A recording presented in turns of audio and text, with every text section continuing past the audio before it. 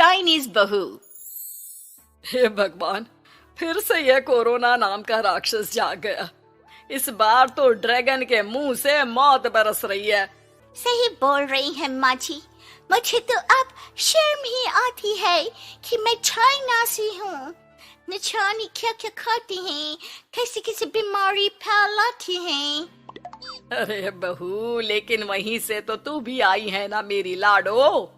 तू तो अंडा भी नहीं खाती। माँ जी, अच्छा खासा सब ठीक हो गया था, लेकिन पता नहीं कैसे ये फिर निकल कर आ गया। काश चाइना वालों को थोड़ी सी और अकल होती तो आज हम लोगों से अपने यूं जुदा ना हो रहे होते। कोरोना की नई लहर से देश में हो रही मौतों और घर में बंद रहने के कारण हमारी चाइनीज बहू बहुत दुखी होती है। उसे लगता है कि भारत में जो कुछ भी हो रहा है वो उसी के कारण हो रहा है। अब हमारी चाइनीज बहू परेशान सी रहने लगी। अरे क्या बात है मेरी चाइनीज गुड़िया, आज तू एक्सरसाइज नहीं करेगी? अरे ना तो तूने जूस पिया है। क्या हो गया लाडो? कुछ नहीं मम्मी जी, बस अच्छा नहीं लग रहा। लोग मर रहे हैं और मैं जूस पीऊं। माँ जी, चाइना से आई ये महामारी और मैं भी तो चाइना से ही आई ना। अरे अरे बेटा, ऐसा ना सोच। सास पूरी कोशिश करती कि वो चाइनीज बहू को समझाए कि इस बीमारी के लिए वो खुद को दोषी ना समझे, लेकिन माँ जी, मैं आज खाना नहीं खाऊंगी। अब सबका खाना बना दिया है। मैं कमरे में जा रही हूँ, प्लीज डिस्टर्ब मत करना। सास ने अपनी हंसती खेलती बहू का ये रूप तो कभी देखा नहीं था, लेकिन करती भी तो क्या। अगले दिन सुबह सुबह, अरे ये पूरे घर से स्वादिष्ट खाने की महक आ रही है। ये कौन है जो चाय बनने के वक्त लंच बनाकर तैयार कर रहा है? वो किचन में आती है जहाँ चाइनीज बहू ने शुद्ध वैष्णव खाना तैयार कर रखा था। अरे बहू, सोई नहीं क्या जो इस वक्त इतने प्रकार का खाना बना लिया?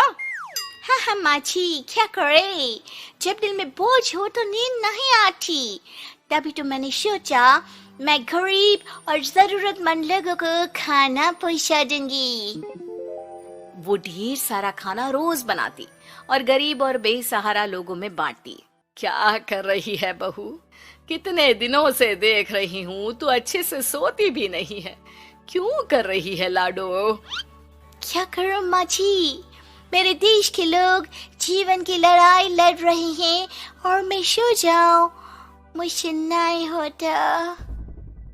एक दिन चाइनीज बहू पीपीटी किट पहनकर खड़ी होती है। अरे ये क्या बेटा, खाना देने जा रही है या लड़ाई लड़ने? माँ जी, मैं कुछ दिनों के लिए घर नहीं आऊंगी। मैंने सोचा है कि मैं घर से बाहर रहकर कोरोना के मरीजों की देखभाल करूंगी। ओ प्लीज प्लीज आप मुझे रोकना नहीं। नहीं नहीं बहू, ये तो तूने बहुत ही नेक काम सोचा है।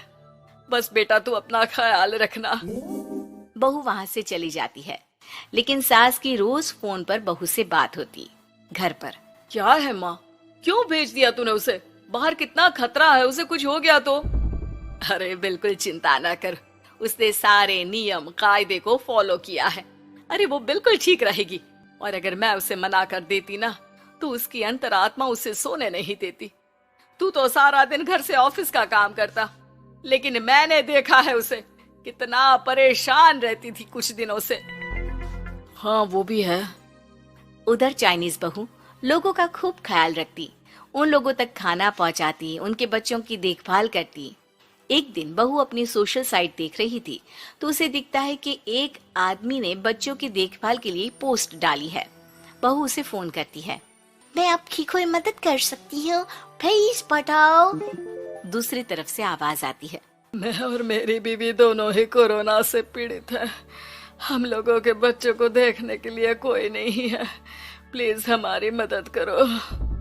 हाँ बिल्कुल, आप परेशान ना हो, मैं आ रही हूँ, मुझे आपका एड्रेस बताओ। वो आदमी बहू को पता लिखवाता है, वहाँ वो पहुँच जाती है। ओह, ये किसे बुला लिया आपने? ये तो चाइनीज है, इसी के कारण तो हम लोगों का देश इस परेशानी से जूझ रहा है। अरे पर ये तो हिंदी में बात कर रही थी। तभी बीवी की ऑक्सीजन लेवल गिरने लगती है। ये क्या हो रहा है? आप टेंशन क्यों ले रहे हैं? जल्दी से इन्हें अस्पताल लेकर जाइए। रुकिए, मैं आपको एक अस्पताल में बेड भी दिला देती हूँ। वो मेरे अंकल का अस्पताल है। चाइनीज बहू फोन पर बात करके उन लोगों को बेड दिलाती है, जहाँ पति की भी तबीयत खराब हो जाती है और दोनों को बेड दिलाकर बहू घर में बच्चों की पूरी देखभाल करती है। सास का बहू पर फोन आता है। अरे मेरी चाइनीज गुड़िया, कैसी है रे तू? अरे माँ, पीछे की गली में ही हूँ मैं। वो खालिया लोग है ना, उन दोनों हस्बैंड वाइफ को कोरोना हो गया था। मैंने उन लोगों को श्रीवास्तव अंकल के अस्पताल में भर्ती करवा दिया है और अब मैं नमाज ही उन दोनों बच्चों का ख्याल रख रही हूँ। अरे जीती रहे बेटा, कोई जरूरत हो तो बता देना। नहीं नहीं माँ जी, सब कंट्रोल में है। बस इन बच्चों के माँ बाप ठीक होकर घर आ जाए। अच्छा माँ, इन लोगों के घर का फोन बज रहा है, मैं आपको थोड़ी देर बाद कॉल करती हूँ। लैंडलाइन में घर के मालिक का फोन था। हम लोगों की जिंदगी का कोई भरोसा नहीं है। यहाँ इलाज महंगा है और हम लोगों के पास पैसे नहीं है। जितना इलाज हो सकेगा उतना ही होगा। हमारे बाद प्लीज आप हमारे बच्चों को संभाल लेना। नहीं नहीं, ऐसे मत बोलिए, मैं अस्पताल वालों से बात करती हूँ। बहू अपनी बैंक से अस्पताल वालों को पैसे दे देती है और फोन पर कहती है, हनी आप लोगों के अकाउंट में पैसे डाल दिए हैं। इन दोनों का अच्छे से इलाज होना चाहिए। पैसे की जरूरत होगी तो मैं और डाल दूंगी। सारा दिन बहू कोरोना पेशेंट के बच्चों को देखती, रात में ढेर सारा खाना पैक करके जरूरतमंदों में बांटती। सोशल साइट्स के जरिए भी वो लोगों से जुड़कर उनकी मदद करती। फिर एक दिन घर का मालिक और उसकी बीवी ठीक होकर घर आ जाते हैं। आपका बहुत बहुत शुक्रिया, मैं आपकी पाई पाई लौटा दूंगा। भाई नहीं, पैसा दिया था, लेकिन वो जब आप बिल्कुल ठीक हो जाना तो कमा कर दे देना, कोई बात नहीं। दोनों पति पत्नी चाइनीज बहू का शुक्रिया अदा करते हैं। आप तो हम लोगों के लिए भगवान की तरह है, आपका बहुत बहुत शुक्रिया। चाइनीज बहू बहुत खुश हो जाती है। वो घर आकर सास को पूरी बात बताती है।